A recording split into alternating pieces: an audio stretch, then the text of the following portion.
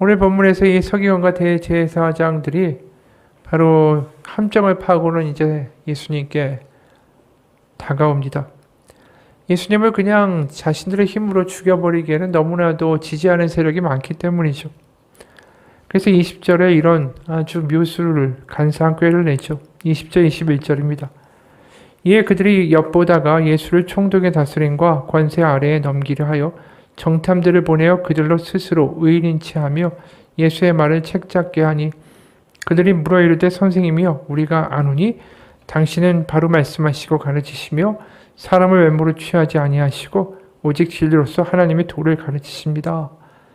그러니까 사람들을 위장해서 보내는데 먼저 예수님을 지켜 세우죠. 하나님의 진리를 알려주시는 분이요.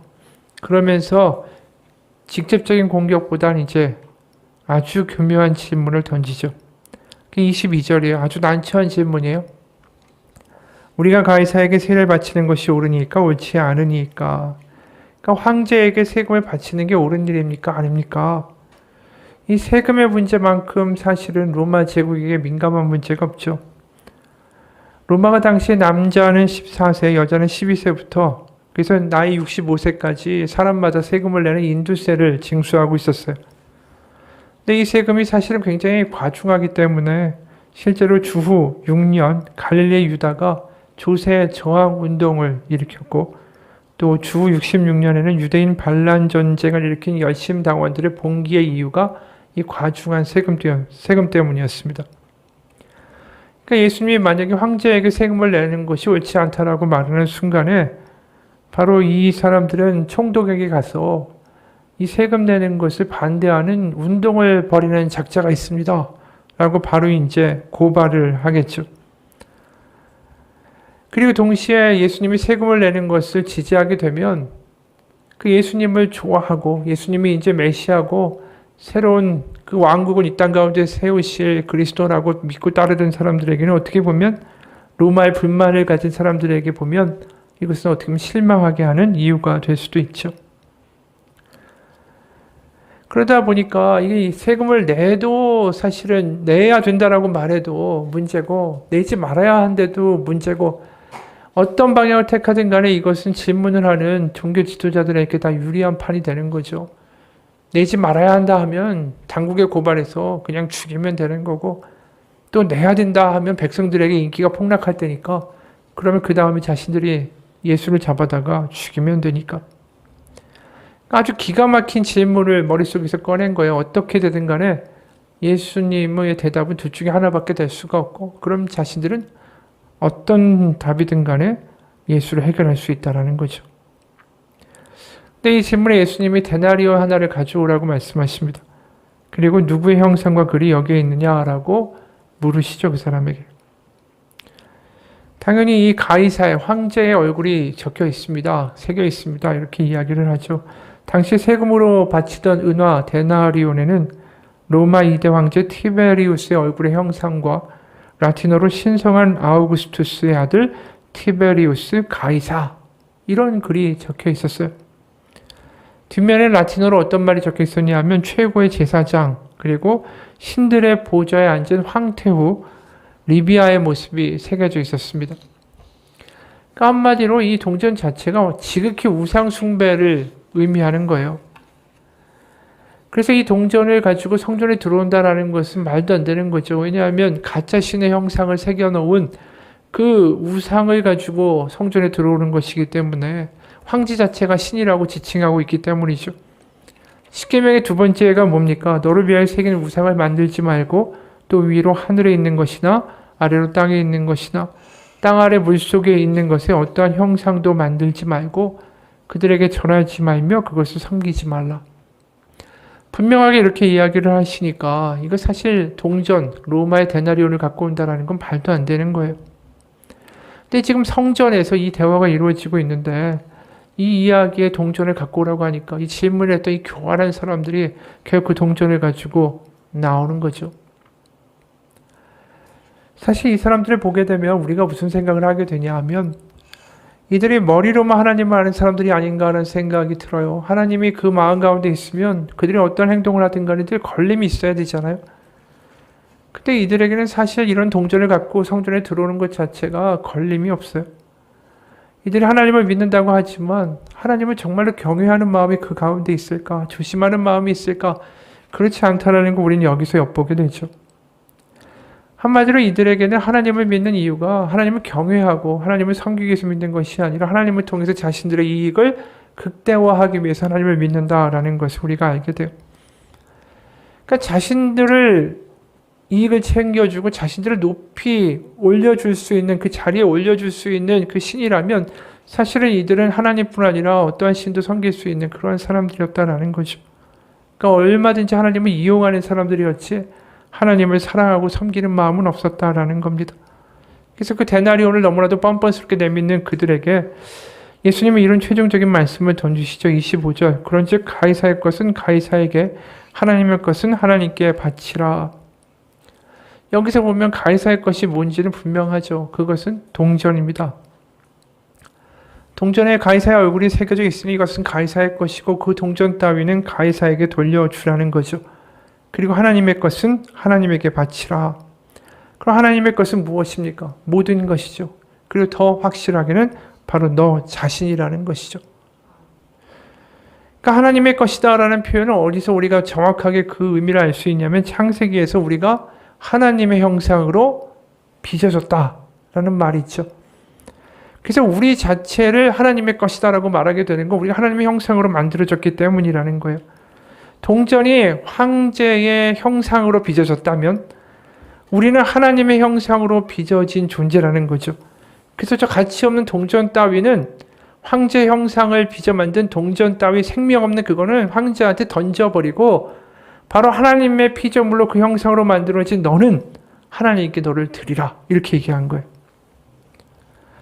그러니까 이 금속 조각이 동전은 그냥 황제에게 던지고 너에게 진짜 창조주이시고 너의 진정한 주인이신 하나님께 동전과 달리 너 자신을 하나님께 드리라. 동전 따위는 의미가 없다라는 거죠. 어느 책에서 이런 말을 합니다. 데나리온이 노동자의 하루 품삯이라고 다들 알고 계실 겁니다. 그럼 왜 데나리온이 하루 품삯의 기준이 됐을까요? 황제의 병사들에게 주는 하루치 일당의 기준이었기 때문입니다.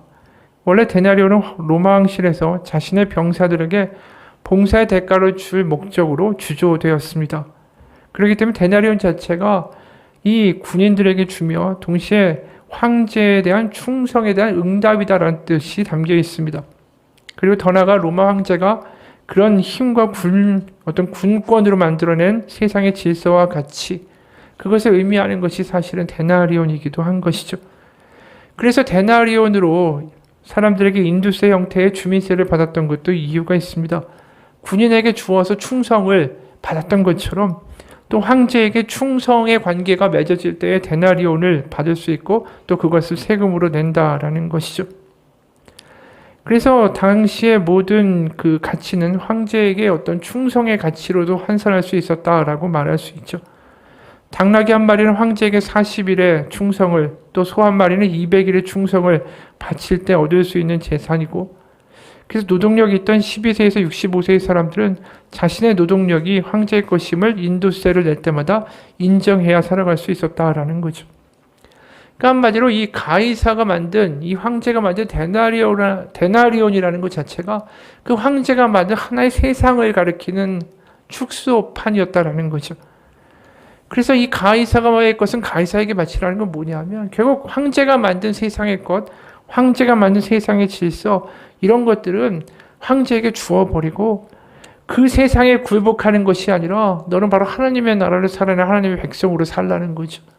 바로 우리에게도 똑같은 거예요. 우리가 살아가는 이 세상이 전부가 아니라 그 세상의 질서 가운데 속해서 그 질서에 전전긍긍하는 거기에 우리의 모든 것을 바치고 이것이 전부인 것처럼 살아가는 인생이 아니라 우리의 존재는 하나님의 것이다라는 바로 하나님의 나라를 이 땅 가운데 살아가는 사람이 되라고 말씀하시는 것과 같은 이야기죠. 그러다 보니까 어떤 순간이 됩니까? 이 말이 결국 황제는 하나님이 다스리는 모든 사람들과 이 모든 하나님의 나라에 비해서 황제 세상은 정말 동전 따위에 그 국한되는 아주 사소한 것처럼 이 말 가운데 해석돼 버리는 거예요. 가이사의 것은 가이사에게 보내고 진짜 하나님의 것은 하나님께 드려야 된다. 그러다 보니까 이게 세금 거부 행위는 분명하게 아니잖아요. 그러니까 종교 지도자들이 로마 당국에 고발할 수가 없는 거예요. 게다가 하나님의 것 너는 하나님께 드려라. 로마의 것은 그것은 하찮은 것이다 라고 이야기하는 순간에 백성들은 로마보다도 더 확실하고 더 큰 하나님의 실제를 경험하고 듣게 되는 거죠. 기가 막힌 이야기를 하신 거예요. 그러면서 유대인들에게 이 말을 어떻게 들리냐면 결국 모든 것은 하나님의 것이다. 우린 하나님의 속한 백성이다. 이 이야기로 들려버리는 거죠. 그러니까 이게 지금 어떻게 보면 자신들의 기가 막힌 질문을 가지고 예수님께 갔다라고 생각하는 사람들은 아주 낭패를 보게 된 거예요. 결국 예수님의 이야기를 우리가 보면서 생각하게 되는 것은 눈에 보이는 세상이 다가 아니라는 거죠. 바로 로마라는 제국이 그 당시에 엄격하게 다스리고 있고 엄청난 권력과 파워를 가지고 제국을 이루고 있지만 결국 그것도 이 땅 가운데 무너지고 말 것이다 라는 분명한 말씀을 하시는 거예요. 그러면서 그 다음에 이런 이야기도 하세요. 어떤 이야기를 하시냐면 이 종교 지도자들이 이 사실을 하나님을 진정으로 섬기는 게 아니라 자신의 이익을 위해서 하나님을 이용하고 또 로마 제국에도 또 협조하고 이러면서 자신들의 삶의 이익만을 위해서 살아가는 거, 눈에 보이는 게 다라고 살아가는 이 종교 지도자들에 대하여 하나님이 아주 본격적인 그 아들을 통해서 질타를 가하시는 거죠. 그러니까 하나님의 아들 예수님의 이야기는 계속해서 일관되게 뭘 이야기하냐면 눈에 보이는 게 다가 아니라 하나님의 나라가 실제로 있다. 하나님의 통치가 이 나라 가운데, 이 세상 가운데 임하고 있고 지금도 하나님을 너희들이 경험할 수 있다. 이 이야기를 계속해서 하시는 거예요. 그러니까 하나님을 믿는다고 하는 바리새인들과 서기관들은 하나님을 믿는다고 말하지만 정말 하나님의 살아계심을 경험하고 그 나라와 통치 가운데 굴복해서 사는 사람들이 아니라 하나님을 사실은 이용해서 늘 자신들의 이익을 취하는 사람들이었던 거죠. 그래서 이런 질문을 했던 거고 또 이런 질문을 했던 바리새인들과 서기관들에 대해서 이런 이야기까지 하세요. 46절 긴 옷을 입고 다니는 것을 원하며 시장에서 문안받는 것과 회당의 높은 자리와 잔치 윗자리를 좋아하는 서기관들을 삼가라. 그들은 과부의 가사를 삼키며 외식으로 길게 기도하니 그들이 더 엄중한 심판을 받으리라. 이미 이야기한 대로 이들이 하나님의 나라를 살아내는 게 아니죠. 자신들이 만든 자신의 왕국을 위해서 하나님을 이용하는 거죠. 내가 지금 누리고 있는 것들, 내가 즐기고 있는 것들, 나의 특권들, 내가 만든 세상의 질서 가운데 내가 어떻게든 풍요롭게 사는 거, 이게 전부인 사람들인 거예요. 이런 사람들은 하나님의 것, 바로 너를 하나님께 바치라라는 이야기에 정반대되는 사람들인 거죠. 하나님께 자신을 바치는 게 아니라 자신의 이익을 위해서 하나님을 이용하고 있는 사람들, 그에 반대되는 인물이 하나 등장하는 거예요. 그게 과부죠. 이전에 또 어떤 가난한 과부가 두 렙돈 넣는 것을 보시고 이르시되 내가 참으로 너에게 말하노니 이 가난한 과부가 다른 모든 사람보다 많이 넣었도다. 저들은 그 풍족한 중에서 헌금을 넣었거니와 이 과부는 가난한 중에서 자기가 가지고 있는 생활비 전부를 넣었느니라 하시니라. 이 과부는 어떤 일을 한 거죠? 자신이 가지고 있는 전부를 하나님께 던졌다라는 것입니다. 우리가 아까 한 이야기가 있죠. 하나님의 것은 하나님에게 바치라. 너의 것을 하나님께 바치라. 그러면 우리에게 진정한 믿음은 뭐냐 하면 나의 모든 것은 하나님의 것입니다 라고 고백할 수 있는 게 우리의 믿음 아니겠어요? 우리를 던질 수 있는 게 믿음이 되겠죠. 내가 있는 것을 지키고 보호하고 나를 지키기 위해서 울타리를 쌓기 위해서 하나님 더 높은 담을 주고 더 안정된 삶을 달라고 우리가 기도하는 기도가 아니라 우리에게 하나님이 원하시는 기도는 뭐냐면 우리를 하나님께 던질 수 있는 믿음이 되기를 원하신다라는 거예요. 그러니까 바리새인들과 서기관들의 공통된 특징은 뭐냐면 자신들이 가지고 있는 삶의 형태와 믿음 그리고 엉터리 같은 그 믿음의 체계들을 지키기 위하여 얼마든지 발버둥 치는 거죠. 예수님이 그거 자꾸만 건드리니까 예수님도 죽일 수 있었던 거 아니에요? 여러분, 우리의 믿음은 지키는 게 아니라 던지는 거예요. 내가 가지고 있는 것을 지키기 위해서 내가 열심히 기도한다. 그게 믿음이라고 생각한다면 그건 착각이죠. 왜요? 내가 가지고 있는 것을 지키기 위해서 기도하다가 하나님이 안 들어주시면 우리는 그 믿음을 얼마든지 잃어버릴 수 있다는 거죠. 여러분, 우리 하나님께 던진다는 건 뭐냐 하면 내가 생각한 계획과 내가 지키고자 하는 것과 이거 아니면 안 된다는 생각, 나를 어떻게든 내 스스로의 내 손으로 뭔가를 보호하고자 하는 생각보다 나를 던질 때 하나님은 나를 받아주신다라는 거예요. 여러분, 우리가 나를 지키는 가장 현명한 방법은 내 손으로 나를 지키는 게 아니라 나를 하나님께 던지는 거라는 거예요. 원래 과부가 사실은 자신을 지킬 수 있는 방법은 뭐예요? 그 두 랩돈을 어떻게든 가지고 있고 어떻게든 돈을 더 벌고 어떻게든 그걸 지켜가지고 나의 생활비를 확보하는 게 나를 지키는, 내 손으로 지키는 방법 아니겠어요? 근데 이 여인이 한 게 뭡니까? 그거를 헌금으로 갖다가 바쳐버린 거예요. 이 여인이 하고 있는 것이 세상의 질서와 세상의 방법으로 보면 어리석은 거죠. 근데 내가 하나님의 자녀라는 사실을 알고 나를 하나님께 던질 때 하나님이 그 던지는 삶에 대하여 반응하신다라는 거예요. 여러분, 우리가 언제쯤 돼야 하나님께 나를 던질 수 있을까요? 내가 나의 생명과 나의 재산과 나의 미래와 나의 안전도 하나님이 지키시리라고 나를 던질 수 있는 그러한 믿음이 언제쯤 돼야 가능할까요? 언제까지 내가 가지고 있는 것을 지켜주시고 내 건강도, 내가 가지고 있는 물질도, 내가 가지고 있는 자리도, 내가 누리고 있는 이 모든 것도 늘 지켜만 달라고 기도한다면 하나님 우리 가운데 한마디 하시겠죠. 지켜달라고 하지 말고 너를 나에게 한번 던져보면 어떻겠냐고. 여러분, 우린 교회는 다니지만 하나님께 나 자신을 던질 수 있는 어떻게 보면 믿음이 없어요. 그러다 보니까 항상 어떻게 합니까? 세상과 하나님을 저울질하죠. 계산합니다. 하나님께 던지겠다는 생각보다는 어떻게든 세상적인 방법으로 머리를 굴려보죠. 그러니까 하나님과 세상 사이의 양다리를 거치면서 하나님을 이용할 때가 많은 거죠. 하나님, 내가 이런 게 필요합니다. 이걸 도와주셔야 되고 내가 이번에 이거 해야 되는데 이렇게 잘 되게 해주시고, 하나님을 이용만 하려고 하지 하나님께 던지는 믿음으로 가지 못하는 게 우리의 딜레마라는 거예요. 여러분, 그런 삶이, 그런 믿음이 무슨 평강이 있고 무슨 자유가 있겠어요? 예수님을 믿어도 불안하고, 예수님을 믿어도 걱정할 건 다 걱정하고, 예수님을 믿어도 계산할 건 다 계산하고, 예수님을 믿어도 염려할 건 다 염려하고, 예수님을 믿어도 세상의 짐은 다 지고 살아간다면 그게 예수님을 믿는 건가요? 내가 그러고 있으면 답은 나온 거예요. 내가 하나님을 이용하고 있구나. 하나님을 이용하면 그렇게 될 수밖에 없어요. 불안해요. 그리고 계산할 수밖에 없어요. 염려할 수밖에 없어요. 우리가 불안하고 자꾸만 생각이 많아지고 내 스스로가 걱정이 되고 이렇게 내 증세가 나타난다면 계속 그 자리에 머물지 마시고 내가 하나님을 이용하는 믿음이 아니라 내가 하나님께 나를 던져야 되겠다라는 생각으로 우리의 믿음을, 방향을 전환하시기를 바랍니다. 하나님의 입장에서 보면 어떠시겠어요? 네가 나를 믿고 던지고 나에게 달려오면 될 텐데 계속해서 거기서 주춤되는 거예요. 주춤되는 거. 하나님이 가장 안타까워하시는 모습이 그거 아닐까요? 우리가 우리 자신을 아버지께 던지지 못하는 거. 하나님이 내가 너의 아버지야, 넌 내 아들이야, 내 딸이야 이렇게 말씀하셔도 여전히 고아처럼, 아버지 없는 사람처럼 살아가기를 선택하는 우리를 보면서 하나님의 마음이 가장 안타깝지 않으시겠는가라는 거죠.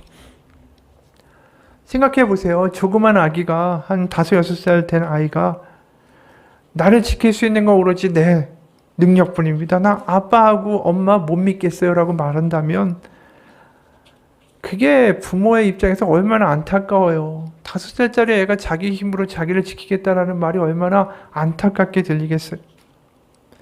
이런 오래된 우스갯소리가 있죠. 아버지와 초등학생 아들이 목욕탕에 갔죠. 간단한 샤워를 하고 욕탕에 몸을 담근 아버지가 하는 말이 아이 시원하다, 아들 어서 들어와라.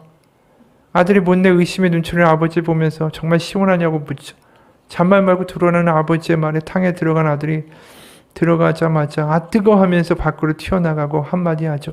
세상에 믿을 놈 하나도 없다고. 이게 우스운 얘기 같지만 이게 우리가 하나님 믿는 방식이야. 내가 하나님 믿는다고 하고 내가 원하는 건 막 기도했어요. 하나님 믿습니다.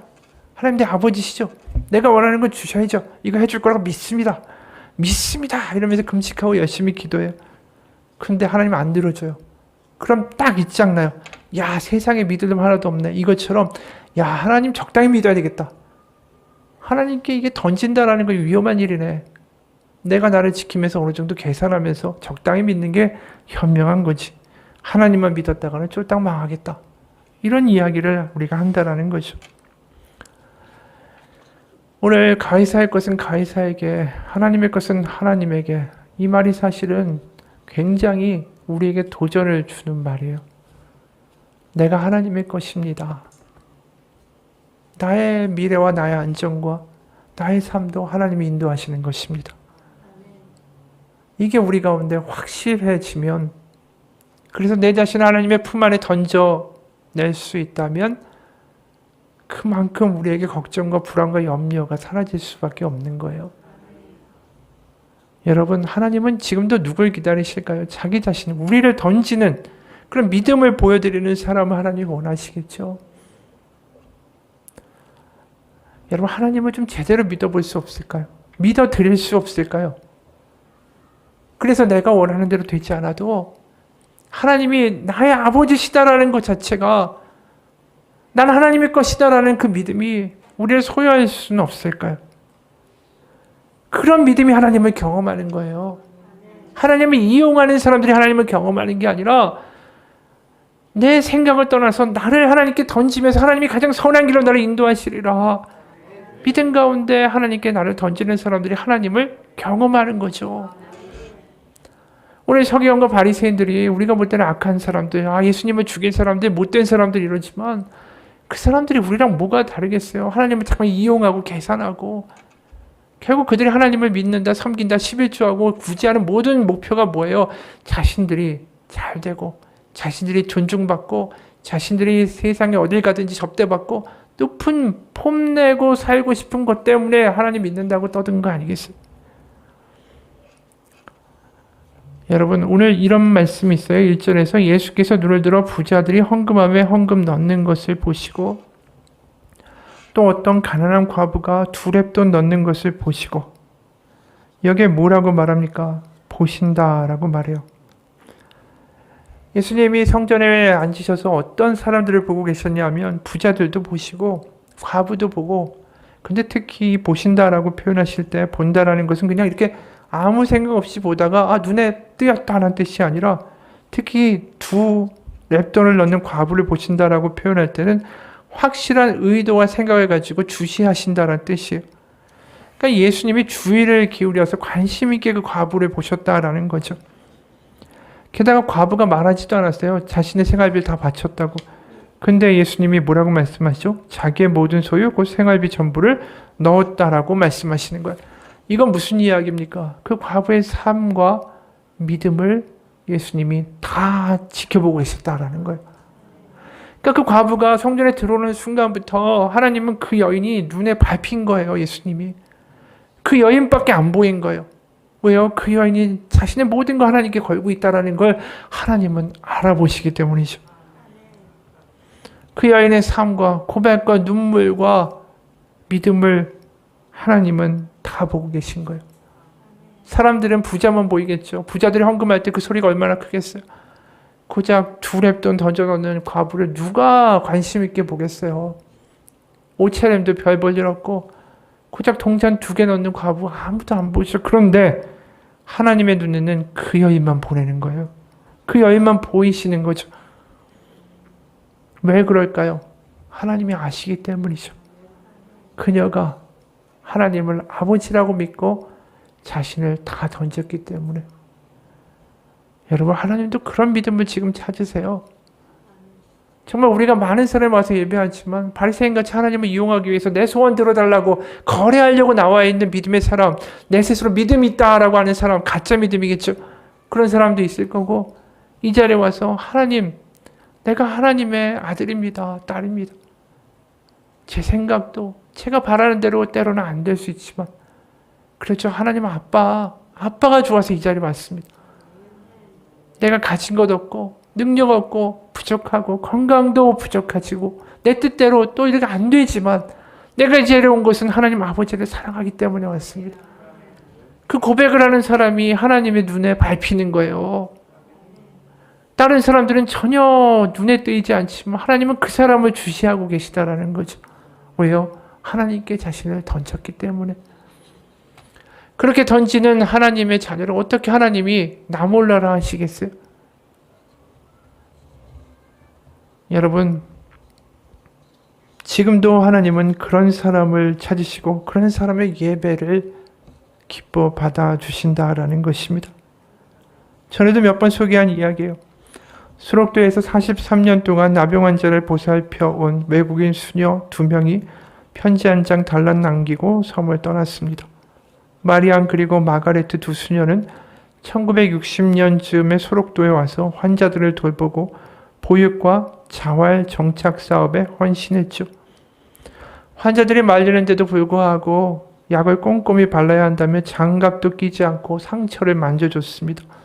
오후에는 손수 죽을 쓰고 과자도 구워서 바구니에 담아 들고 마을을 돌았습니다. 소록도 사람들은 전라도 사투리 한글까지 깨친 이 두 수녀를 할매라고 불렀습니다. 두 사람은 그간 여러 상이나 인터뷰를 번번이 거절했죠.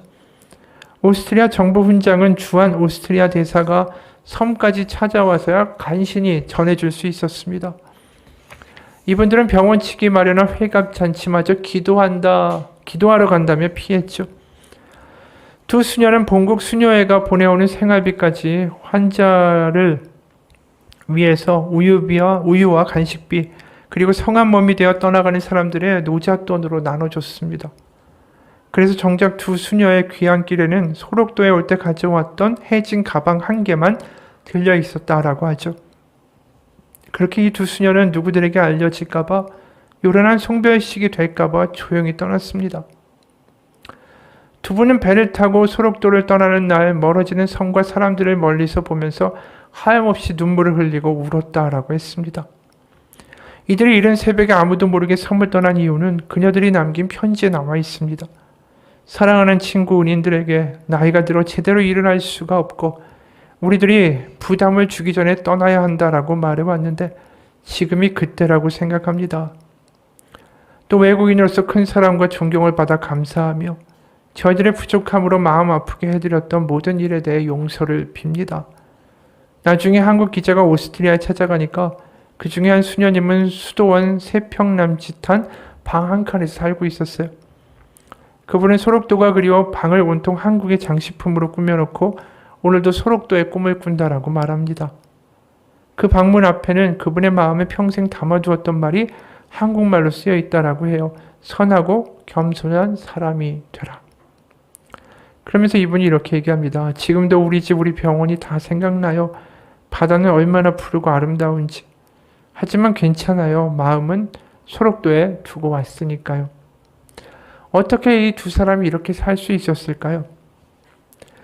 자신들이 고생했던 과거와 희생을 세상에 알아봐주고 축하해준다, 상 주겠다라는 말 하지만 그걸 다 거부해요. 떠날 때도 근사한 송별식 할 수 있겠죠. 그런데 그것도 남들에게 알려질까봐 그 피곤했던 43년의 세월을 뒤로 한 채 그렇게 낡은 가방만 가지고 편지 한 장 남기고는 새벽에 소록도를 떠났어요. 늙어 병이 들어서 자신들이 부담될까봐 그렇게 새벽에 남몰래 고향 같은 소록도를 떠난다라는 게 쉬운 일일까요? 절대로 쉬운 일이 아니죠. 어떻게 그렇게 할 수 있었을까? 이유는 딱 한 가지뿐이에요. 자신들의 삶을 하나님이 다 아시기 때문에. 자신들의 삶을 하나님이 다 보고 계셨기 때문에. 그게 믿어지니까, 그게 가슴 가운데 확실하니까 그렇게 행동할 수 있었다라는 거죠. 과부가 그런 행동을 할 때에 하나님은 그 과부를 보고 계셨어요. 그 과부에게서 눈을 띄실 수가 없었다라는 거죠. 이 두 수녀의 삶의 순간순간마다 하나님은 그들을 향한 눈길을 멈추실 수가 없었을 거예요. 여러분, 우리의 삶을, 우리의 예배를 하나님이 보고 계십니다. 우리가 하나님을 믿고 하나님께 우리를 던지는 삶을 살아갈 때 때론 세상 가운데 아둔하다라고 이야기 들을지 모르지만 그 던지는 믿음은 결코 헛되지 않습니다. 왜냐하면 하나님이 그 사람을 지금도 보고 계시기 때문이죠. 하나님이 보고 계시기 때문에 세상이 몰라줘도 세상이 무시해도 믿음 가지고 살아갈 수 있고 포기하지 않을 수 있고 기도할 수 있는 거예요. 여러분, 우리의 믿음은 결코 헛되지 않습니다. 하나님이 지금도 우리를 보고 계십니다. 같이 기도하겠습니다. 하나님 아버지, 우리는 하나님을 아버지라고 부릅니다. 우리를 사랑하시는 하나님이라고 부릅니다. 하지만 그것을 누리고 살아갈 줄은 모릅니다. 우리를 사랑하시는 하나님이 하나님만 바라보며 가는 그 자녀들을 어떻게 외면하시겠습니까? 그게 하나님의 사랑인데. 말로는 하나님을 사랑하십니다. 우리를 이렇게 하면서 하나님의 사랑을 이용하고자 하는 우리들이 있습니다. 하나님 사랑하니까 내가 원하는 거 해줘야 되는 거 아니냐고. 하나님 사랑하니까 내가 하자는 대로 해야 되는 거 아니냐고. 내가 원하는 대로 안 해주면 하나님 나 사랑하는 거 아니라고. 그러면서 땡깡만 부리고 하나님을 이용하려고 하는 그런 어리석은 믿음이 아니라 하나님께 우리를 던지고 하나님 아버지의 사랑을 믿음으로 내 삶을 아버지께 드리며 나의 생각과 계획과 나의 뜻대로 하지 않으셔도 나를 지켜보시는 나의 믿음을 바라보시는 아버지를 기억하며 오늘도 살아갈 수 있는 우리의 삶이 되기 원합니다. 오늘도 하나님을 사랑하고 이웃을 사랑하며 그래도 버티며 나아가는 그 삶을 하나님은 지금도 뜨거운 눈빛으로 우리를 바라보시고 하나님의 마음으로 감동스럽게 바라보시는 것을 믿습니다. 우리의 믿음을 가지고 하나님을 감동시킬 수 있는 삶, 우리의 믿음을 가지고 주변을 변화시킬 수 있는 삶, 우리의 믿음을 가지고 하나님 살아계시다라고 고백할 수 있는 삶, 그런 믿음의 능력 있는 삶을 살게 하여 주옵소서. 예수님 이름 받들어 기도합니다. 아멘. 우리가